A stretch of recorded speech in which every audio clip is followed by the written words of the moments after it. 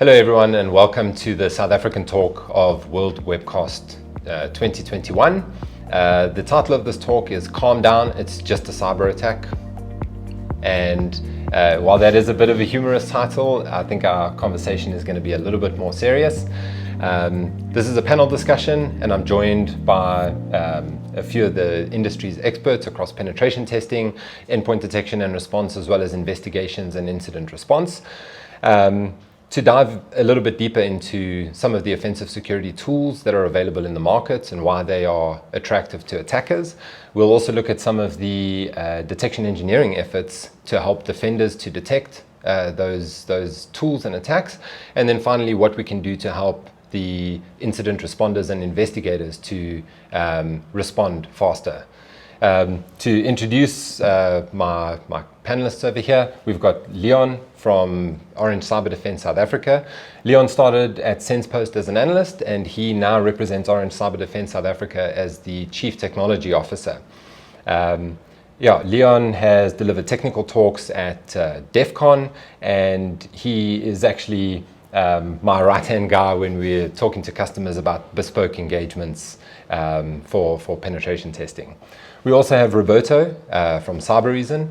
Roberto has about 15 years of experience in the vendor space across various technologies, from log collection to endpoint detection and response, as well as extended detection and response, and even a bit of incident response experience as well. We also have Robinson joining us from Paris. Robinson is our investigations manager for the Orange Cyberdefense CSIRT team, and he's going to be bringing the incident responder perspective to our talk today. So let's get straight into it. Leon, Cobalt Strike is quite a hot topic at the moment. Obviously it's got a whole host of capabilities and functions. So can you maybe just introduce Cobalt Strike for us so everybody knows what we're talking about? Sure. I think you get at a simple perspective on it. It's an adversarial emulation toolkit. Some folks might know it as a C2, which has a lot of really cool features that allows us to customize it. More recently, it's got a developing some notorious perspective or understanding for it being used by criminals, in real engagements. Summary commercial toolkit you can buy to perform adversary simulations. And quite effective at it, if I might add. And obviously used for nefarious purposes. Yes, absolutely. So how does that affect, some of the other tools that we used to use back in the day, the Metasploits and the like? Right. So it's got some ancestral components where it comes from Metasploit's days. Raphael Mudge, being the creator, built this thing called Armitage. And today you'll still see some remnants from that when using it, the way the GUI works, some of the lower level stuff, how some beacons could inherit how it used to work in that stage. Its direct relation to Metasploit has got deep roots. That's where a lot of that stuff came from until it became this commercial toolkit it is now. Okay, awesome, thanks.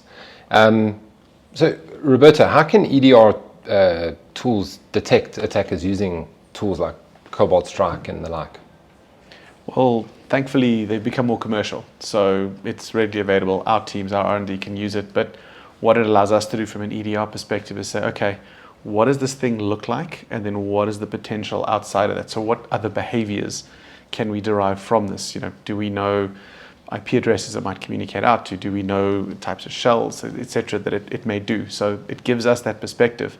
But where we sit in the EDR game, we're typically one step behind. We have to wait until it's there before we know what it is, can set a detection for it, and obviously try and do behavioral stuff around that so that it tunes down the false positives. Okay, could we call that detection engineering, right?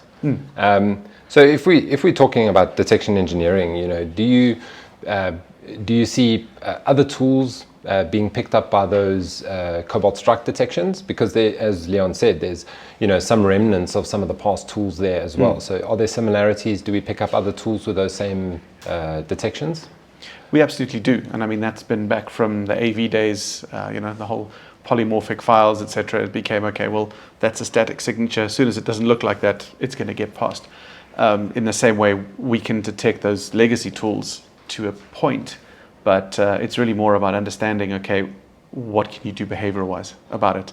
So yeah, we might detect, the remnants of Metasploit, but as soon as the clever guys get involved, re-engineer it, rework it, it doesn't look anything like it used to. And then, your EDR has to rely on, okay, what's happening in context? Okay. Well, now that you mentioned context, Robinson, I have a question for you. When you parachute in to help a customer, what are the top 2 or 3 things that you look for to make your life easier from an investigation and incident response perspective? Well, from an IR perspective, the first and foremost thing we need to examine is logs. And those logs, if they are not centralized, usually are not retained enough on the endpoints and in some cases in infrastructure to be really useful. In cases of ransomware, we've seen threat actors jumping to hypervisors and actually encrypting whole virtual machines. And that can include the virtual firewall that has the infrastructure logs. So we need to have at least some trace evidence to be able to follow the threat actors' intentions. Then, any logs from security solutions can be a super quick win because in almost every case, there is some AV solution that picked up a blurry signature, like the classical Trojan signature, which just means we've detected a packer and we know it's malicious, we just don't know what it is. And this helps us pinpoint files of value, which we can then analyze and take apart. Okay. So logs are quite important, but what if a customer doesn't have logs? I mean, I've definitely spoken to customers recently who have had incidents but have not had logs available for whatever reason, due to storage, due to capabilities to centralize those logs. What do you do in that case? If nothing is centralized, then we still have many ways to suss out evidence from endpoints. And this is basically a game of deploying something to collect information on each machine. Of course, if an EDR is present, then it's also a super quick win. But if not, then it's just a game of forensic artifact collection and analysis. It takes a longer time, but it's still doable. I mean, if you have basically Windows on default configuration, which is very much nothing is centralized, and on a domain controller, you can have as little as 20 minutes of security log retention, we can still work with it. And as you said, in many cases, we have to. Sure. Thanks for that. I think, as you mentioned, having 20 minutes of logs on a server is quite something. And if we look at the different levels of attackers, I mean, it obviously makes your job a little bit more difficult. It makes Roberto's job a little bit more difficult. I don't know, Leon, maybe it makes your job a little bit more difficult. But if we talk about, one of the examples from this year, like the Hafnium campaign with the exchange vulnerabilities and things like that, we helped a lot of customers, either through a compromise assessment or to help to respond to those incidents and things like that. So, when we're talking at that level, maybe for everybody, what are the common things that we're looking for in those cases? Because there's obviously a lot of automation. There's obviously not so much stealth because they wanted to cast the net as wide as they could. So could we, talk about that a little bit? I think what's interesting from an offensive perspective, it targeting an exchange vulnerability. Historically, exchanges on the internet, and that's a very normal thing to have. I'm accessing my email for business purposes. It's a little less weird than finding some other sensitive system on the internet. So when those range of exploits come along, and attack something as critical as that, I think you're in a very interesting position when we're thinking about defense in depth. What's the blast radius when I get attacked, etc. Your exchange is valuable just by virtue of what it does. Your email is there, and I read a lot of other people's email. When we compromise accounts and things, because it's useful. Not just from a business perspective, but there's a password there to a system that we can use somewhere else. So I think, when we threat model these things and what we attack and what our goal could be, Exchange is a little bit of a really nice vulnerability from an attacker perspective. There's a lot of value on the edge that could be extracted quite quickly. Okay, and I think mail in general hasn't changed in decades, right? So, sure, the ports and protocols and some of the other features and functions have changed, but fundamentally it is the same. So we still have some of the same original challenges to secure mail. Obviously, people is the other aspect, right? Clicking on links and things like that makes it an insecure system, really, right?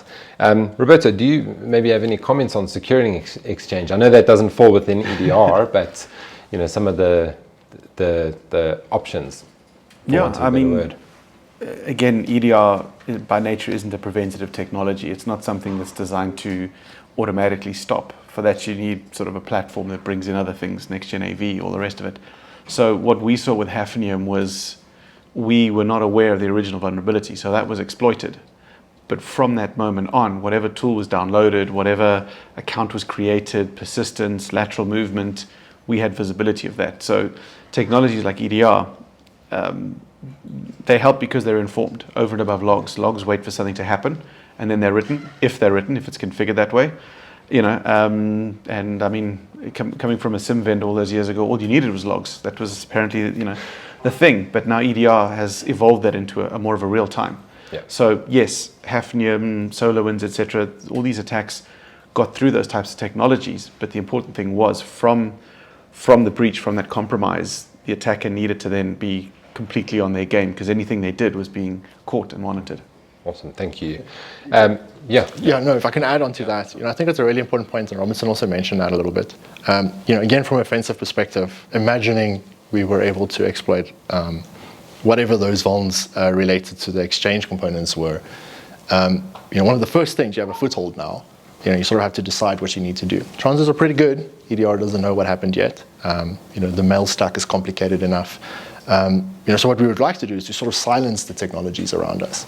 If I can firewall out EDR, or if I can, more recent disable ETW, if that's something it leverages. That's sort of a bit of a tactic. Delay incident response should we get caught up, blinding technologies, being an overall tactic that we would like to use. Buys us a bit of time, because at the next stage, it really matters what you're going to do now. And the worst version of that is you get caught and you lose your access and you need to use something else. So, that initial set of decisions that you make once you've had access is really important. So I'm going to ask you a question, and then I want to go over to Robinson just to follow on to that. So, just staying with the Exchange or the mail theme, how do your attacks change or get complicated by Office 365 over Exchange? Is there a difference? Is it more challenging? Is it less challenging?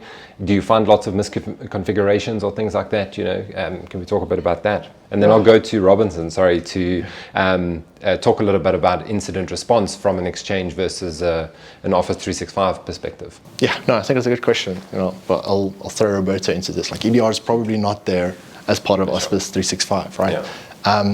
Fundamentally, the technology is a little different. You don't host Exchange, it's now Microsoft's problem. So, I think of the overall threat model, there's a little bit of less that you need to worry about.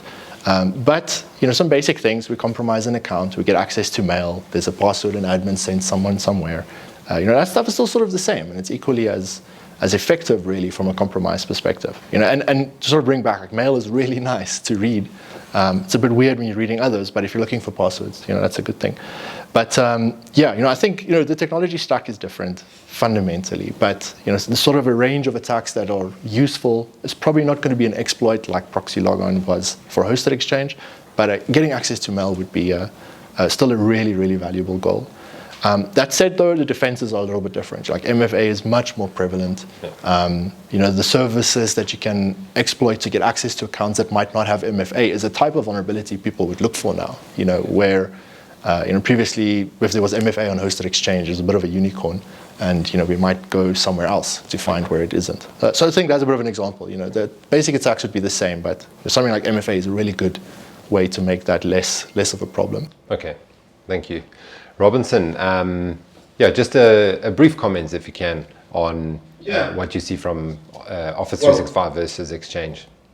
I completely agree with Leon. There is, there are two different beasts with the same content, which is email. We are seeing a couple of very not advanced, but very good attackers doing business email compromise around Office 365. And the way they do it is basically they phish someone externally, then they move into doing internal phishing by exploiting the fact that you host the phishing page on the internal SharePoint. Then they have access to someone who can handle money.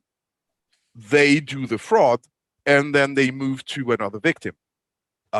This is very simplified as compared to Outlook Web Access, with the fact that the login page for any Office 365, or for most of them, are the same. So it's super easy to use a phishing toolkit and create a fake login. On the other hand, yes, with Exchange on-prem, you have the opportunity to pivot inside the infrastructure. And getting back to your comment about the next stage of the attack, we have seen some state-level attackers never upgrading from the initial web shell to basically make sure that they are never, or they are less likely to be discovered inside the infrastructure. But also, sometimes email can be the target in and of itself. If you think about, let's say, a political party or the CEO of a company, if you can extract his emails, you can't do the same thing, but you don't really need to be domain admin to do damage with the information you've extracted. Or with access to their account as well, right? Yeah. And just on that, we worked in incident response. I can't divulge too much about it, but attackers actually didn't do anything other than, I want to read the CEO's email. They set up active sync to an external AWS. So the only reason they were detected was the CEO said, I'm sure there was an email here, and now it's gone.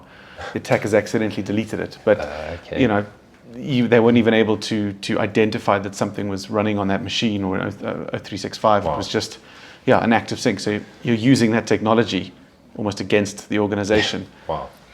That's very interesting. I think it makes it really interesting for us, as a SensePost team. Ex-colleague of ours wrote a tool called Ruler, which exploited client-side mail rules initially, and then there's a whole bunch of vulns, I guess, that Etienne found implemented in this tool, which as an attacker was a very, very nice tool to use, because it actually resulted in us getting a shell as a result of these chain of vulnerabilities. At a very simple level, a rule gets created. If I send an email, spawn a reverse shell, right? That's pretty nice. And wherever we could have rules synchronize, we can get a shell. In a nutshell, there's some complications to it, but that's sort of what the thing is. But it gets tricky now. We released that tooling, and it's based off other work, which I should mention as well. But we released that tooling, and now there's some other real attackers outside that are using this for nefarious purposes, right? And that sparks off a whole debate about, we have this offensive tooling, we're contributing, but we're actually also activating and enabling attackers at the same time. You're using their tooling for your offensive stuff. You're borrowing their Metasploits, Cobalt Strikes, etc. So it's nice to give back. Yeah. So that makes it a bit of a what are we doing here in terms of contributing? So interestingly, I've actually encountered Ruler at a customer when they were having red teams run against their network, and they came across Ruler on their network as well. So quite interesting. Thanks, Leon. That actually, you mentioned shell, so that brings me to my next question. Now if we're zooming out, going away from Exchange, away from the kind of focused discussion we're having now, if we zoom back out, right? If an attacker gets a shell, that's one thing, right? And a lot of times you'll see customers running around, hands in the air, screaming and shouting, getting the teams in the war room and stuff like that, because the attacker's got a shell. But so what? What does that mean? Like, should we panic? No. I think it's normal for us to panic. It's a shell. It's not something you want. It's something I want. I have a shell. Yeah, but how far does that get you, to your goal? I think that's a really important question, because I think sometimes there's this misconception. There's EDR installed, there's a bunch of monitoring, but that initial shell is sometimes quite hard to get. Take the Exchange vulnerabilities. There's a web shell. There could be a whole array of things that could potentially detect that, or not. And but again, that's sort of your little bit of a precious initial foothold. I can tell you, if it's a targeted, red team that we're doing, the initial shell matters a lot. There's high value to that because you probably worked quite hard for it. And losing that is, it's not a great feeling. Be it finger trouble or, someone responding. So I think sometimes, so there's sort of two things I want to say. The one is it's a valuable shell, so you have to be careful by the nature of how your attack would be. Should we silence technology? Should we, what do we act next? The other component, though, is, I think we sometimes wrongfully say the access that I have, it wasn't detected, it wasn't blocked, because we used to traditional AV, it stopped my interpreter or whatever it is we had. Therefore, I've now bypassed your, defenses. And if you take that in context of what a larger attack would look like, there are many points where you're going to touch systems, you're going to do things, whatever it might be, with the context that you learn over time. That could trigger other potential things. And it completely models what your attack is going to be and how you're going to execute on it.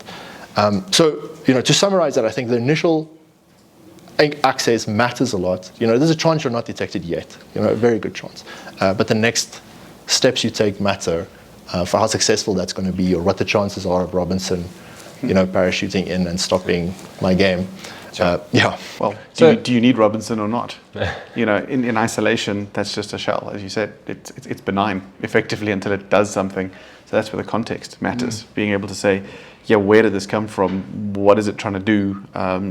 What is the impact? And then Robinson come save us. Yeah. So maybe just a follow-up question on that. When you're conducting these attacks, when you gain that initial shell, how many times do you find that you've landed on an endpoint with an EDR agent, as an example? Well, I guess it depends a little bit on what the attack vector is. Getting a shell is from successful phishing. It's the whole enable this macro to execute because the document's encrypted story. If we even remove shell, to get that initial foothold, how many times do you land on a machine and you find that there is an EDR agent running over there? I mean, EDR or some security technology, Sysmon, all of those things, it's often, there are very times that you'd see, there's some form of way. That said, it's often not the case. It's a bit of it's a gamble. But part of your attack phase is reconnaissance, and you're usually a little prepared for what it could be. Sure. A certain target, what are the chances of them having EDR or not? It being more prevalent technologies, bumps that up a little bit. An operating system also, right? Absolutely. Like if it's a Mac shop only, chances are good. Maybe they're not running it. Which sort of brings, I might diverge a little bit here, but from that initial shell, if I can move off a Windows environment to something else, again, it sort of gives me that opportunity of something. I think an EDR is probably not on a Linux box, or if it is, we can argue the visibility it has. But you sort of want to get away from that initial component and set up a bit of more of a persistent access elsewhere. We saw that in SolarWinds. It actually did a 2-week reconnaissance period of absolutely nothing. So the agent was on there and just basically monitored what else is actually running on this machine. Mm-hmm. And based on the feedback, it will do one of whatever actions. So attackers are definitely getting more aware to that, more used to seeing tooling on endpoints and pivoting. So from an EDR perspective, that initial foothold, let's say an EDR tool was bypassed for whatever reason, being stealthy, custom tooling, whatever it may be, what are the next steps? I mean, if an attacker wants to drop a payload or, inject a process or something like that, what are kind of the things that we need to look out for after we already see an attacker on our network? Well, if you've already seen them, you've half the battle done.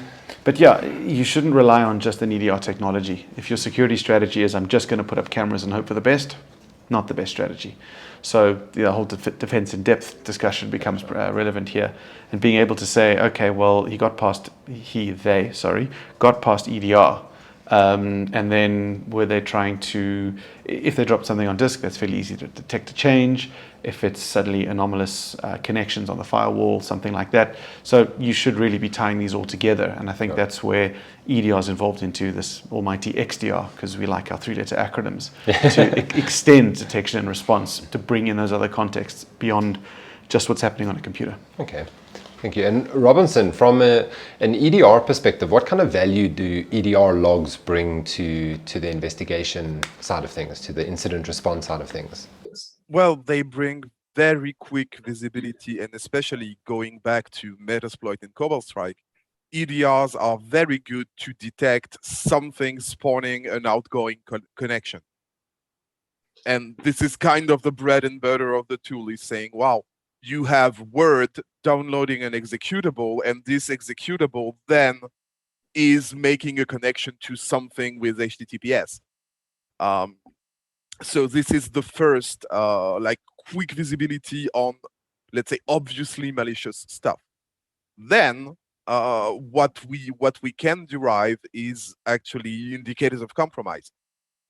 So either IP addresses, but well, I will say network-based or host-based indicators of compromise that we can pick from machines that are equipped with EDR to then run on the rest of the scope, where if you don't have an XDR and so don't have the visibility on machines where an agent is not there, then you can run it on the whole scope. But I would say, going back to, does one shell matter? Probably not. Does 10,000 shells matter? A lot. And that's one of the things, that's one of the reasons of Cobalt Strike's success, and the fact that it was picked up over Metasploit by bad actors, is the ability to basically not bypass, but get inside the network matrix of a victim by dropping internal proxies, by changing protocols and having an internal C2 running over Samba and then something else going out to HTTPS.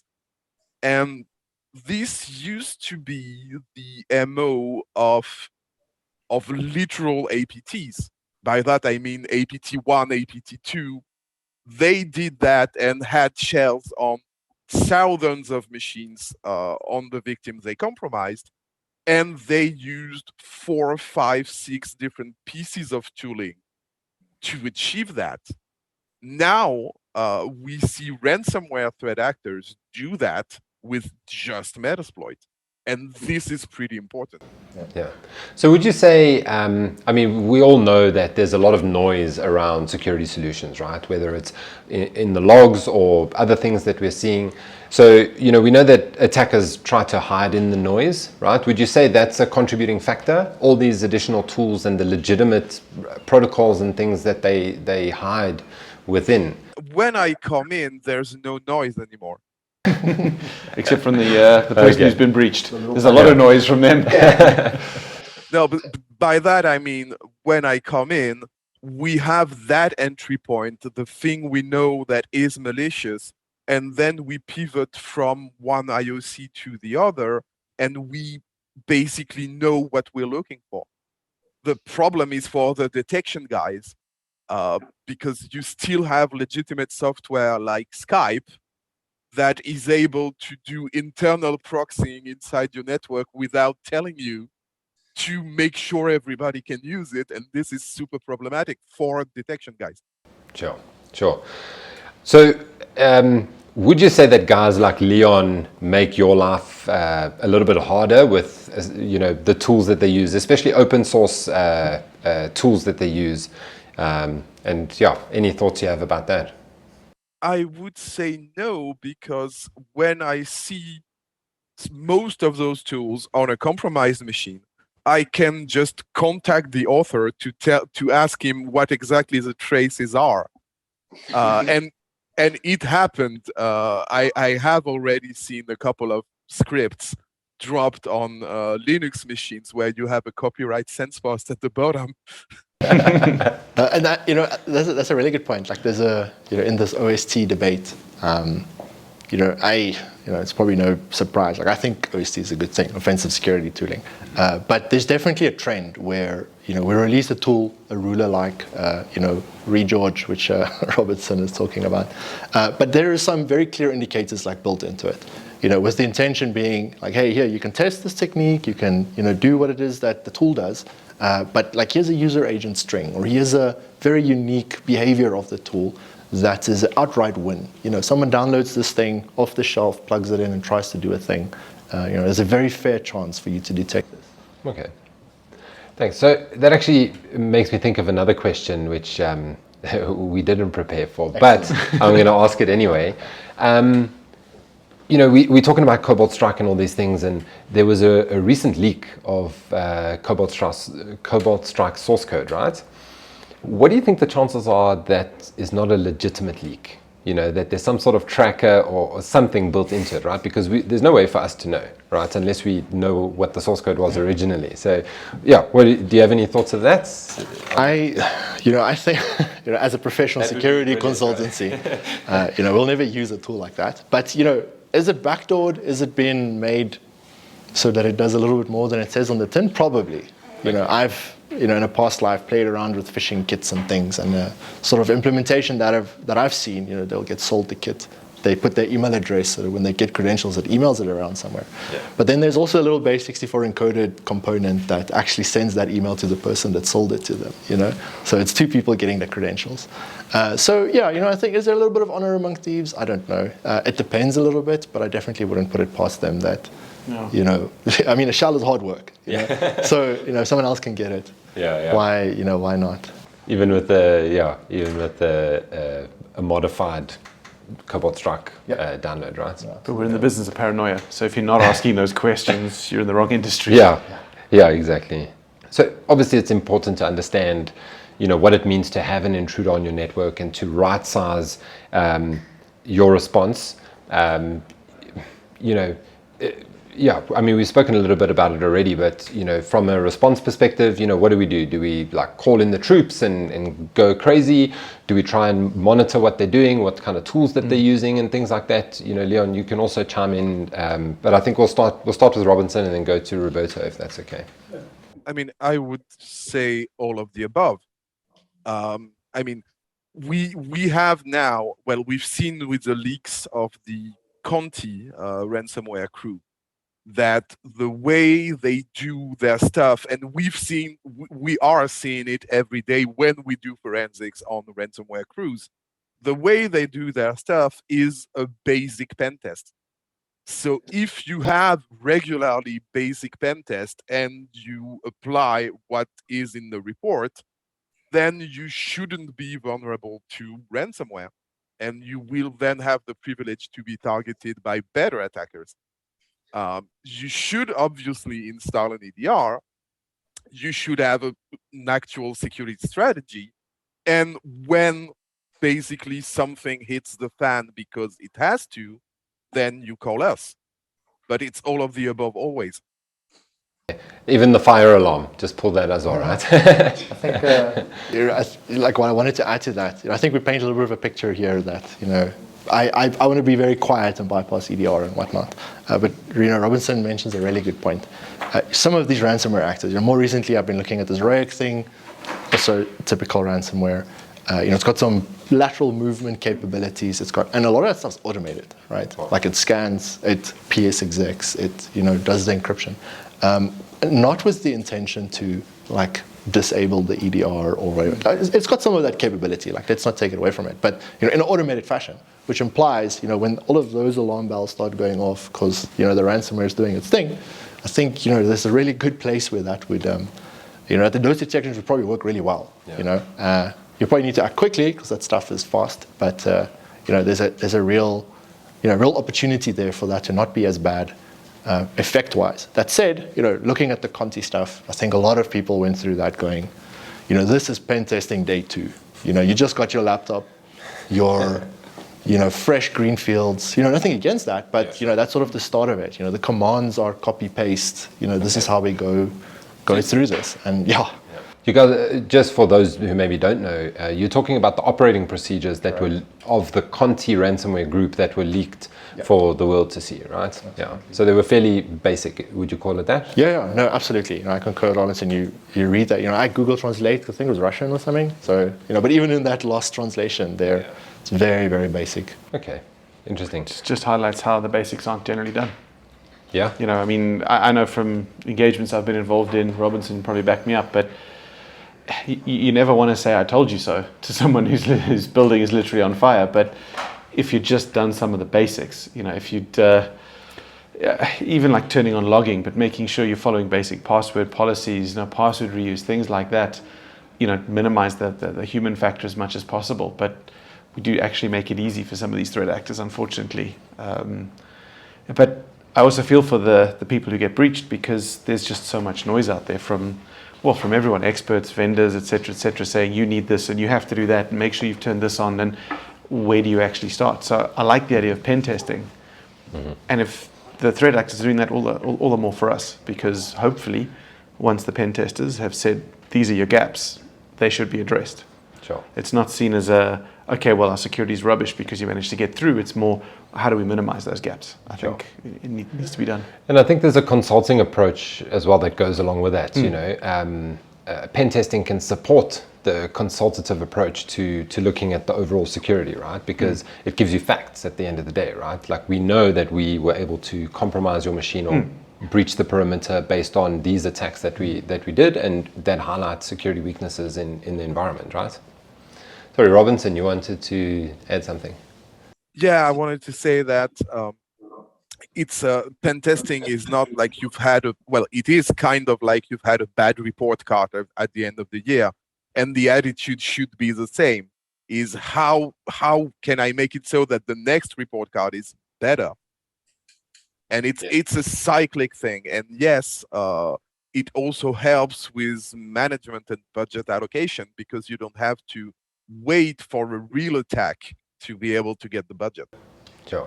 You say that, Robinson. It is still a challenge though, because it's a bad report card. It will always be a bad report card unless your pen testers aren't really really good. If they're just running automated things, I would rather have a bad report card that says to me, hey, listen, you've got 50 gaps, and the only real way of knowing is do the exact same tests 12 months later. However, security's moved on from there.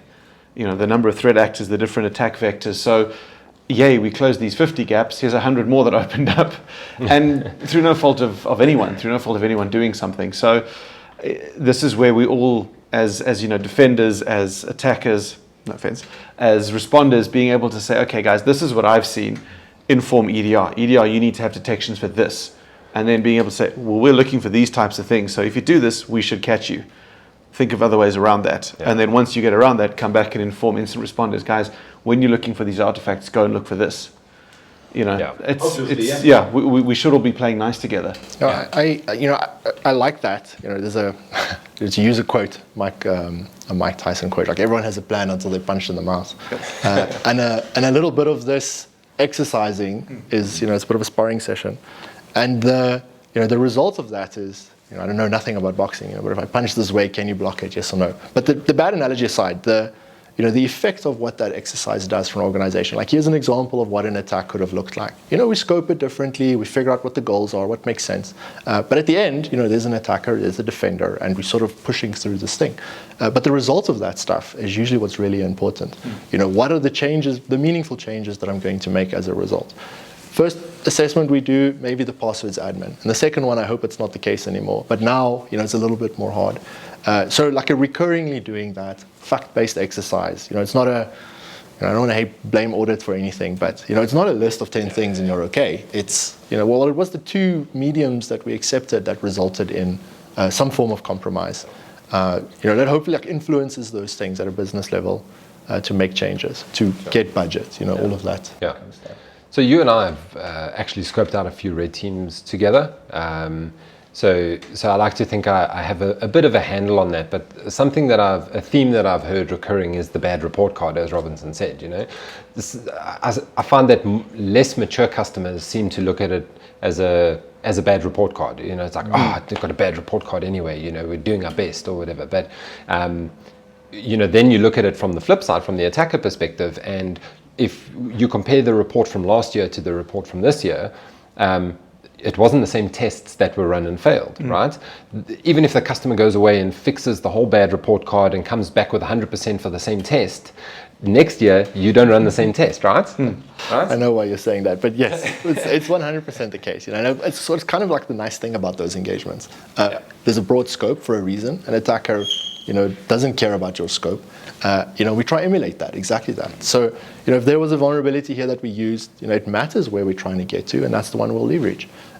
Next year, if you've closed it, we're going to try the next one. But I think that, the intention of this is not how many vulnerabilities, especially for a red team. It's, what is the defense in depth that got us there? We trigger an EDR. Is someone going to do something? Are we noisy on purpose? But no one does anything. It doesn't matter what you've spent in terms of technology. It's if no one does anything to it, and Roberto can talk about how it comes out of the box. It needs a little bit of attention. It needs eyes on glass. Same as you can't really automate what you guys do. Otherwise, okay, well, we can block all the automated stuff. Thank you very much. We're secure. I mean, Ryok automates parts of it. Parts of it, and some of that will get past it, but it still needs someone to look at it. Pretty much, yeah. That's super meaningful, Leon. If you trigger EDR on a machine, either you do it by manipulating a user, or you have a way to run code on that machine that the EDR can't block. So this needs to be investigated. I would be careful with the blocking thing, though. If I can be controversial here, the block, which comes to my one of the first points I made. We think we bypass this thing because I have this shell, and I get very excited about it. There's a reason why we have a bell that you ring when you have a shell. But exactly, a shell bell.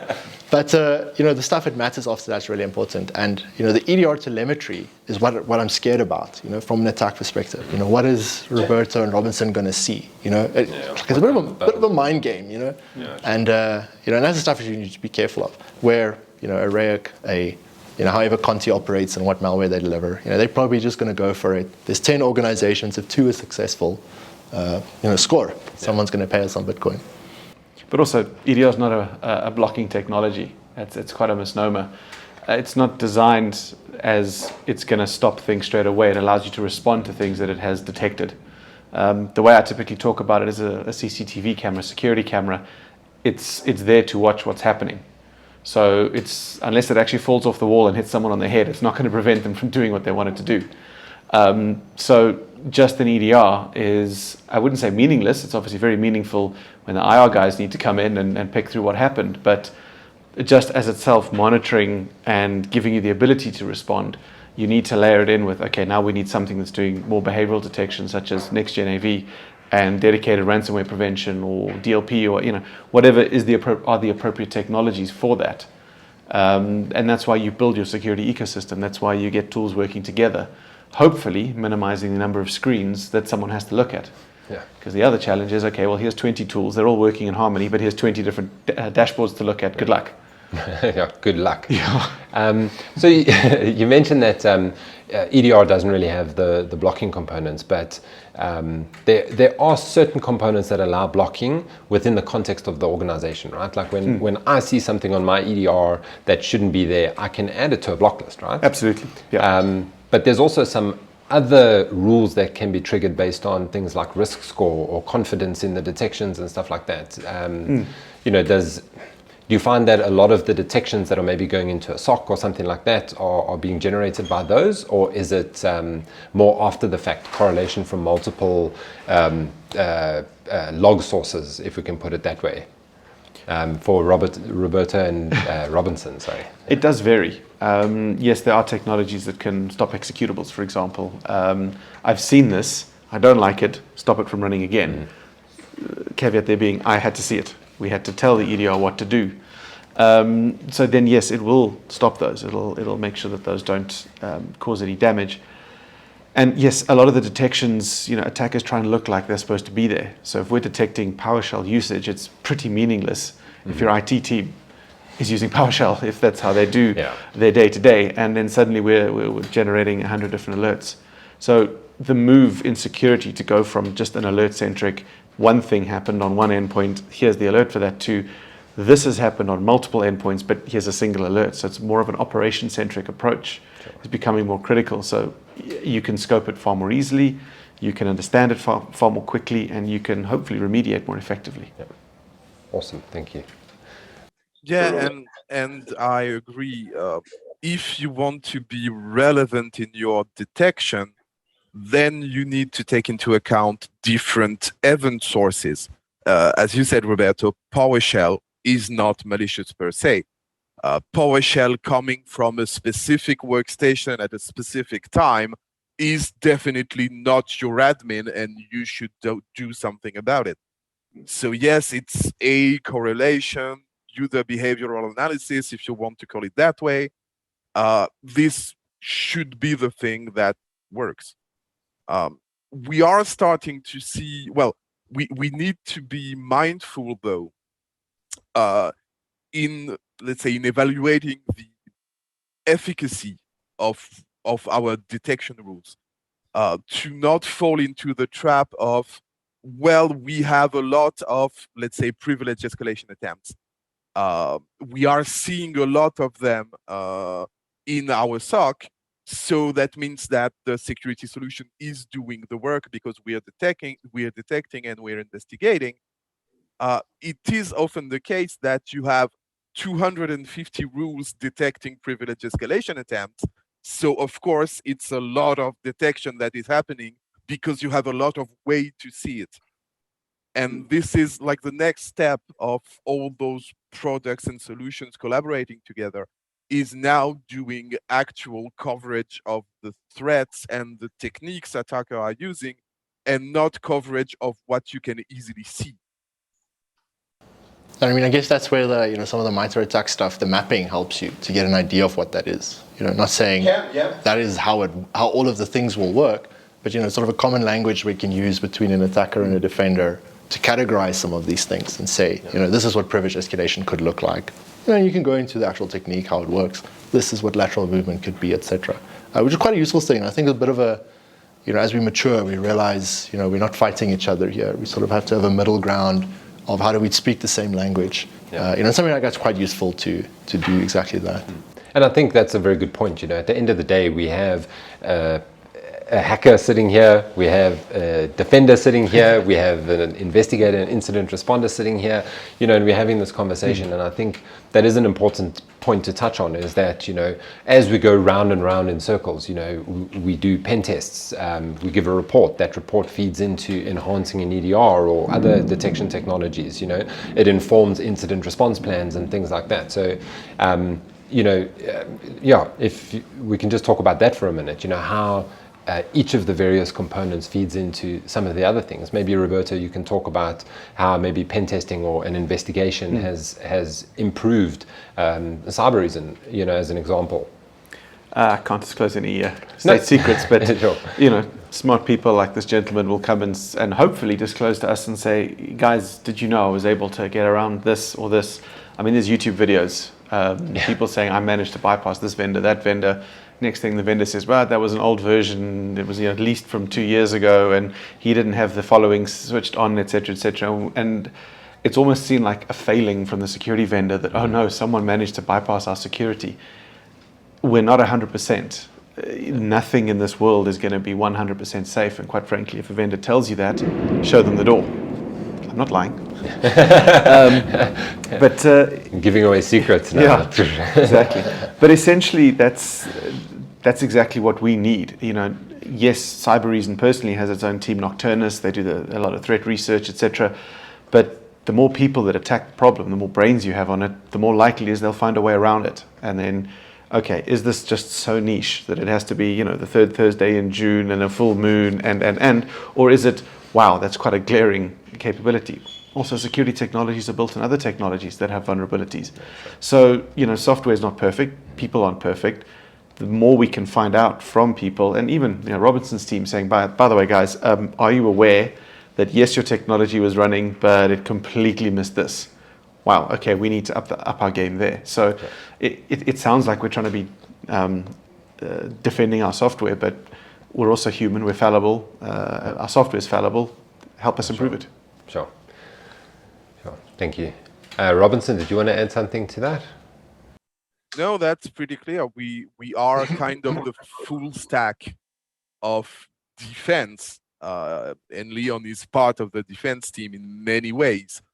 And as Roberto said, if you rely, well, some AV vendors had the discourse of protecting you 100% of the time, and we all kind of knew that this was false, and now it's like a commonly admitted truth that you need different security controls, some of them automated, some of them in your design, and some human controls, as in your EDR operator or your SOC operator that will decide to follow up on something that has been detected. And all of this is the defense. It's not one particular link that needs to be 100% strong. It's the whole chainmail. There was actually a vendor that posted quite boldly at a Black Hat once, "We stop Mimikatz." To which the author of Mimikatz posted and commented, "No, you didn't," with a nice little GIF showing how you bypassed that vendor. So, yeah, we have to be careful and saying we will absolutely stop this, we'll absolutely block this. Sure. Yeah, that's a cybersecurity game. Awesome. Thank you, guys. I think that was great. I'll maybe take a minute to just close out. I think, a couple of points that we made, a couple of highlights that I would pull out is, it takes all sorts to make the world. I think looking at the problem of security from the different perspectives, the attacker's perspective, defender's perspective, investigator responder's perspective. Me as head of pre-sales, I work with customers to try and help solve some of the security problems that they have with the services and solutions that we offer. It definitely has to have a multifaceted approach. Oftentimes the places you're looking at, the windows and the doors, that's not where the attacker's going to try and come in first, I think, if there's any questions or anyone wants to follow up on anything we've spoken about, please feel free to reach out. We're all at your disposal, and I think we'll leave it there. Thank you. Thank you very guys. much. Thank you.